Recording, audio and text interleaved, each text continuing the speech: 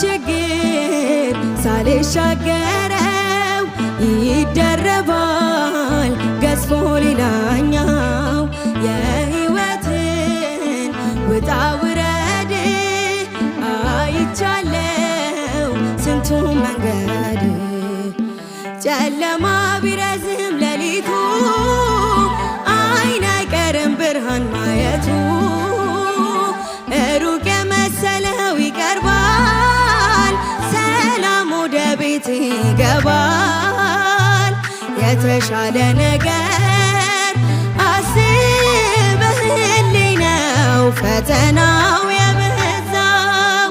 ነገ መልካሙ ቀን ያለው በዚህም አምናለው